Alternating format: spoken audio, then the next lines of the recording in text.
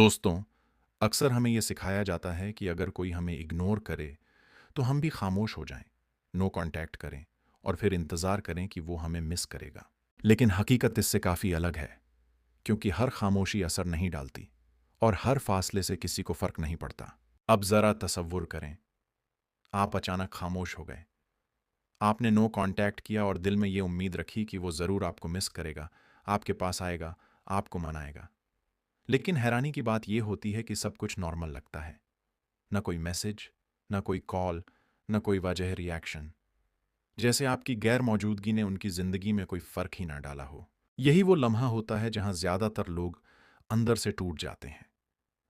दिल में एक ही सवाल बार बार गूंजता है, क्या वाकई उन्हें फर्क नहीं पड़ा?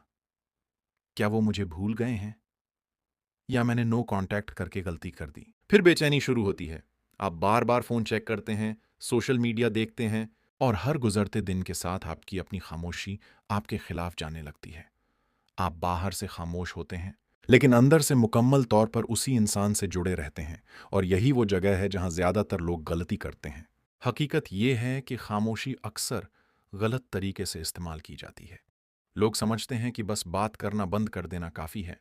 हालांकि असल खेल खामोशी नहीं बल्कि उसके पीछे की साइकोलॉजी है। अगर आपने सिर्फ बात करना छोड़ दिया है लेकिन दिल और दिमाग अभी भी वहीं रुके हुए हैं, तो ये खामोशी नहीं बल्कि इंतजार है। और जब आप अंदर से जुड़े रहते हैं तो सामने वाला लाशूरी तौर पर यह महसूस कर लेता है कि आप अभी भी वहीं मौजूद हैं, इसलिए उसे आपकी कमी महसूस नहीं होती। असल खामोशी तब होती है जब आप वाकई अपनी तवज्जो वापस अपनी जिंदगी पर ले आते हैं। जब आपका दिन मसरूफ हो जाता है, आपकी तरजीहात बदल जाती है और आप खुद पर फोकस करना शुरू कर देते हैं। जब आपकी दुनिया सिर्फ एक इंसान के गिर्द नहीं घूमती बल्कि आप अपनी जिंदगी को संजीदगी से लेना शुरू कर देते हैं, क्योंकि लोग अल्फाज से ज्यादा नीयत और एनर्जी को महसूस करते हैं। अगर खामोशी जबरदस्ती लगे तो वो बचकाना महसूस होती है, लेकिन अगर वो कुदरती हो तो उसमें वकार होता है। याद रखें, खामोशी का मकसद किसी को मजबूर करना नहीं बल्कि खुद को याद दिलाना है कि आपकी इज्जत आपकी पहली तरजीह होनी चाहिए। एक और बड़ी गलती ये होती है कि हम फौरन नतीजा चाहते हैं। दिल कहता है शायद कल मैसेज आ जाए, एक हफ्ते में तो जरूर राब्ता करेगा। लेकिन इंसानी जज्बात किसी टाइम टेबल पर नहीं चलते। शुरू में अक्सर उल्टा होता है। सामने वाला शायद सुकून महसूस करे कि उसे थोड़ी स्पेस मिल गई है। यही वो मरहला होता है जहां ज्यादातर लोग घबरा जाते हैं और समझते हैं कि खामोशी काम नहीं कर रही। हालांकि असल अमल अभी शुरू ही हुआ होता है।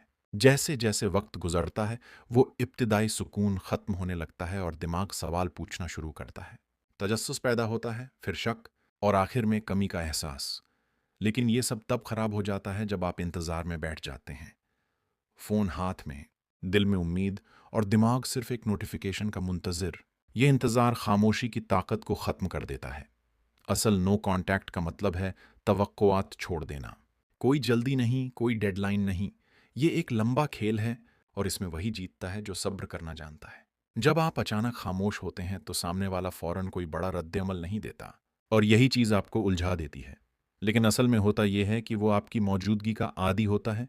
उसे यकीन होता है कि आप वापस आएंगे, इसीलिए शुरू में उसे फर्क महसूस नहीं होता, मगर वक्त के साथ यही यकीन कमजोर पड़ने लगता है।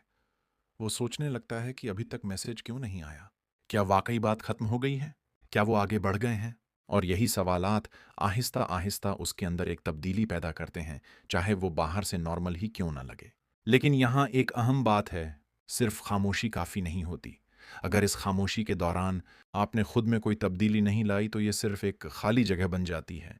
असल मकसद ये नहीं कि कोई आपको मिस करे, बल्कि ये है कि आप ऐसे इंसान बन जाएं जिसे मिस करना पड़े। अगर आप वही पुराना वर्जन रहेंगे तो सामने वाला कभी रिग्रेट नहीं करेगा।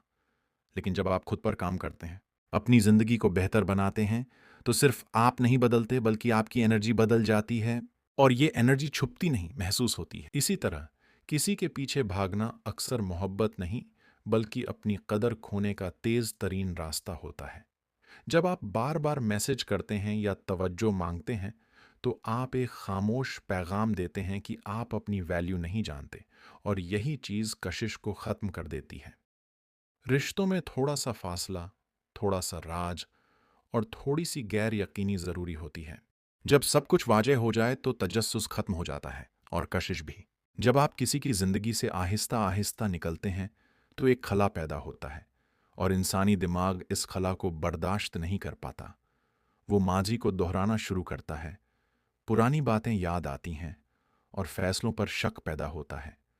यही वो लम्हा होता है जहां खामोशी असल असर दिखाना शुरू करती है।